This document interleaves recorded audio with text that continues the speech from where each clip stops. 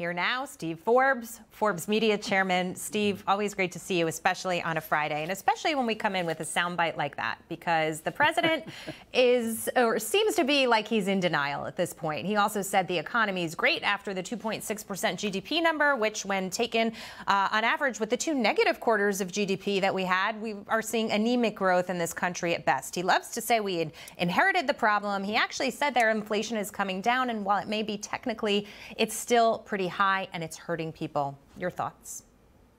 Well, I wonder whether he's trying to become a comedy writer for Comedy Central or maybe Saturday Night Live when he spews stuff like that. And but the audience isn't laughing. And in terms of the 2.6%, if you look at final sales, which is what economists do, the economy is dead in the water. And certainly you see that in other statistics. On the inflation front, he ignores that inflation was 1.5% when he took office. The economy was growing at over a 4% growth rate when he took office. And look at it today. And gasoline, we all know, was $2.39 when he took office.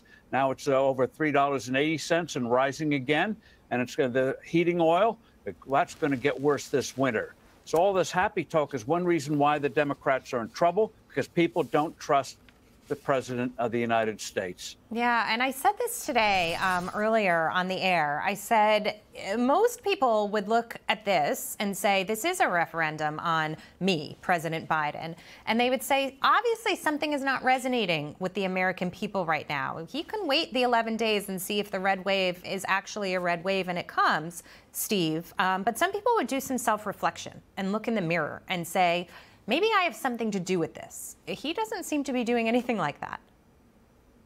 I think part of it is he's so defensive. He knew what President Obama said about him, that everything he touches turns to you-know-what. And I feel that he's trying to show, oh, I'm a great president. I'm getting all this great stuff passed.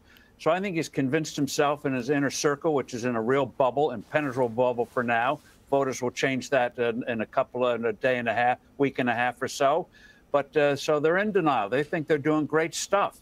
Yeah. And that's why, President Clinton thought he's doing a great job in '94 and got shellacked. Right. Barack Obama got a wake-up call in 2010. Joe Biden's going to get one, and rightly so. Hard times are coming, and he's really responsible for it. Yeah, and Clinton came around. He came around. He understood what was going on. This is not a president that's acknowledging the problem. Steve, earlier, he had this suggestion for families that were dealing with inflation during that same News Nation interview. Watch this. I come from a family where if gas prices went up or food prices went up, what happened? What happened was it was a conversation at the kitchen table. The food prices, the main driver of food prices is not the price of beef and eggs, et cetera, although they're up. It's packaged goods. Packaged goods. You're going to see people not buying Kellogg's Raisin Bran, which you're going to see them buy another Raisin Bran, which would be $1 cheaper. I mean, so what's happening is there is real movement. I'm stunned. I don't even have a response to that.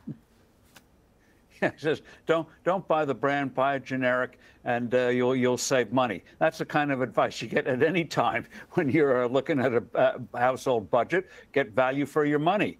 But that's not the problem. The problem is the dollar's been going up and down like a yo-yo. The Federal Reserve has made a hash of things, and the Biden administration's been throwing sand in the gears of this economy, hurting oil and gas production. We're going to have oil and gas shortages next year. We think we're going to have a tough winter this year. Yeah. Wait until 2023. The world is in crisis, and this man is responsible for it. We could be producing more than 2 million barrels a day, much more natural gas. The world needs it. We need it, and he's standing in the way of it, plus all the other regulations he's been throwing in the way to hurt this economy and small businesses.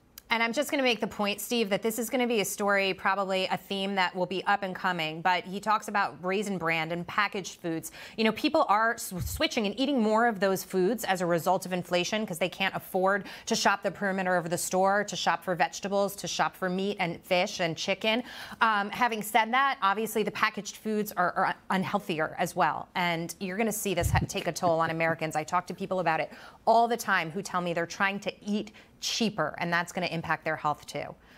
Steve, always great to see you, sir. Have a great weekend. Good to see you, Jackie. Thank you.